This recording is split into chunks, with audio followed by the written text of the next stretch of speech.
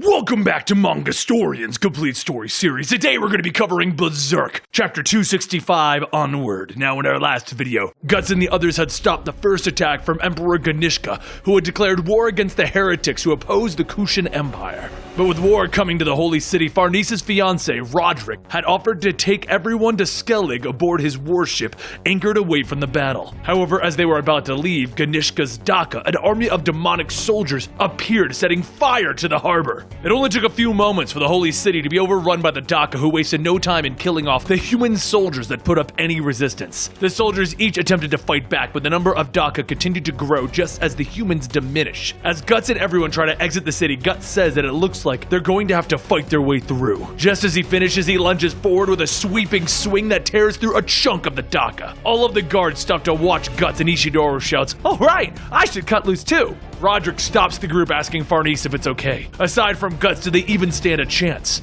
Farnese says that it's alright, as long as it's always like this. With that, Serpico jumps over a group of Daka, cutting off their heads, and Ishidoro nimbly rolls through, slashing at the legs of everyone else. Both Roderick and Magnifico watch Serpico and ask if that's magic, and Ibalaria asks, "Are you stupid? Of course it is!" Another group of Daka get close, and Farnese opens her satchel containing the magical vines. As they start to wrap around the group, she looks back, telling them, "Yeah, it's magic." Just then, Shirkei spots the Ode of the Kushan and telepathically tells Guts. Without saying a word, Guts throws a small knife down a dark hallway, and seconds later, a mage stumbles out and falls to the ground. As all of the enemies start to fall, Roderick tells Magnifico that his sister and her friends are truly something, and all Magnifico can think of is that there's a witch in the House of Endominion. The group begins to make their way through the city, and as they pass through the death and destruction, Shirkei remembers back to what Sonya had shown her. Roderick calls out to everyone as they escape through the warehouse and they reach the port, when suddenly Guts and Shirkei stomp. Guts' brand begins to bleed, and he shouts for everyone, "Wait!" Just as he says that, something flails around his side of the warehouse, destroying it. Everyone stares, and then the Massacre inside bursts through the walls, blocking the path to Roderick's ship. Shirkei notices another presence coming, and when she looks over, she spots a group of tiger-riding Daka heading straight for them. Guts adjusts his sword, telling everyone that he'll leave the small one to them.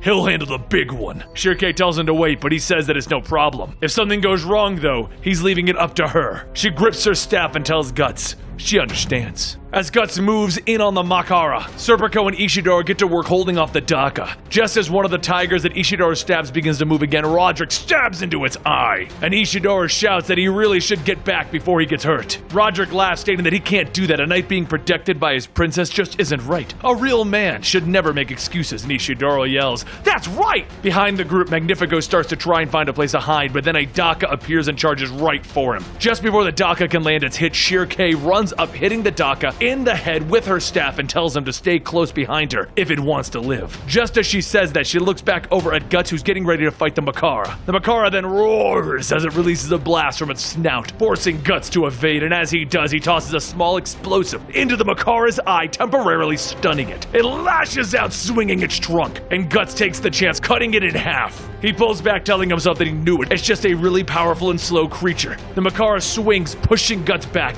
and just as he gets ready to go in for another attack, he feels something gnawing at him. It then hits him, the beast of darkness starting to creep up his back, and he grits his teeth, shouting for it to get away. Remembering what it did to him before, he stops his attack, and the Massacre charges right before him. The giant creature slams into the wall that Guts is standing in front of, and Shirkei screams out to Guts. Everyone begins to worry when they suddenly see a shadow rising from the roof. Guts steps out, and Shirkei understands that in order for him to get up there, he had to take the hit. He jumps up to the ledge, slamming his sword down, and it begins to whip around in pain. It slams back into the wall, and as it jerks around, it almost throws Guts off. And once he gets his footing, he grabs the sword with both of his hands, and he begins to carve out a hole in the Macare's head. He holds out his fake arm, and as the fist begins to pull back, a cannon fires, going into the Macare's mouth. The creature drops to the ground dead, and as soon as it hits the ground, Guts jumps off, cutting right through a group of Daka creeping up. Roderick watches as the blood flies, and he asks if he's a monster, and Ishidoro tells him, "You could say that." Guts tells them to stop fooling around, keep this up and the ship will burn. Let's clean this up and move on. While everyone gets ready to move out, Shirkei shouts for everyone to wait. She made a mistake. While they're in the midst of battle, she neglected to detect the Ode presence. At the harbor, there's an enormous amount of evil thoughts whirling around. Quietly, everyone begins to sneak up to take a look, and they see the harbor is flooded with hundreds of Daka. Roderick asks how did they manage to bring in that many, and then through the mist they see the Kushin battleship. The ship drops its walkway, and then more Daka begin to step off of the ship. While everyone tries to figure out the next plan, Magnifico mentions that they're kind of stuck here. There are more of those creatures even behind them. A few moments later, Guts grabs his sword, telling everyone to stay put no matter what happens. Don't reveal yourselves. As Guts starts to walk back, Shirkei tells him to wait. He can't do this. Guts looks back, telling them right now it's the only way. If we were to just jump in, we may not get back. What matters is that you bring me back to my senses when the time is right. Shirkei shouts that he can't say those things as if it's that simple. This is his own body that we're talking about. Just leave it to her. Evalaria pops down, stating that this place has a weak spiritual presence. Will she be able to do this? Shirkei tells her that there definitely should be a way. There's no place that the spirits don't exist. She just needs to focus on something powerful. Shirkei looks around and sees the mills on fire and says that that's it. She tells everyone to please guard her for a bit while she performs the ritual, and the Daka from the other end of the alleyway spot the group. Guts says that he understands. He'll buy them some time, and he won't be reckless. Soon, Shirkei's spiritual body ascends into the spirit realm, and all she can see is the crimson fire, the one not natural to this world.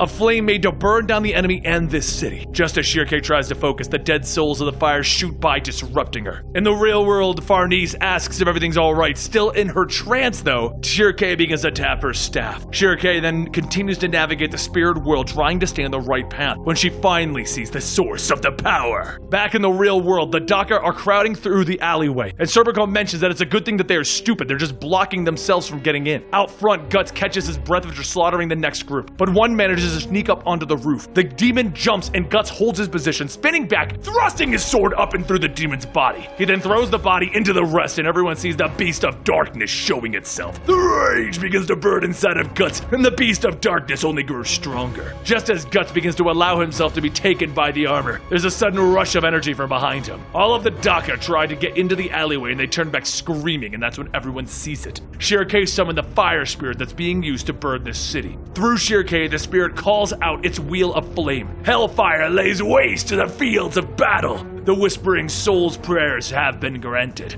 The enemies will be their sacred offerings, and all will be reduced to ash. Shirkei then holds out her staff and focuses again on the burning mill. And soon the burning mill begins to spin violently, spitting out flames all around them. The flames begin to get closer to the alleyway, and while Shirkei is still locked in her trance, Guts runs back, grabbing both her and Ishidoro. The wheel of fire then unhinges itself from the mill, and it rolls down the street, setting everyone on fire. With the enemy still smoldering, Guts lays Shirkei down, asking if she's alright. She slowly opens up her eyes, and the first thing that she does see is Guts. She asks how are the others, and everyone turns as Guts tells her. Everyone is safe. A few shades darker, but hey, you did a good job.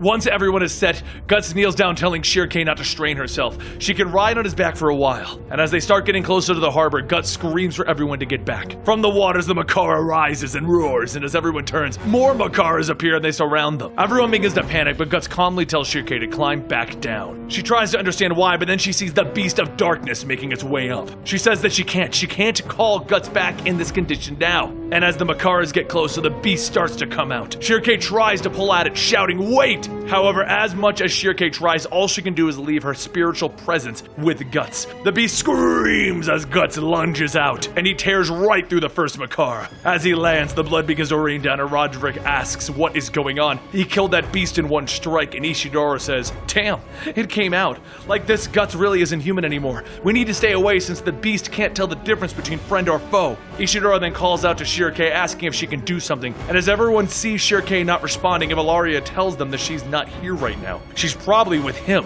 The beast screams again as it starts to dart back and forth, cutting through everything, cutting anything close by. Guts then jumps onto another Makara, slamming his sword down, running along the massive body, dragging his sword, cutting it open. As he finishes, he jumps up to the bow of the nearby ship and he begins to growl. Inside the beast's eye, though, Shirkei's astral body is trapped. And that is where we're going to leave you today. Now don't forget to subscribe to catch us next week, and I hope you guys are enjoying this. I will see you right here next Monday.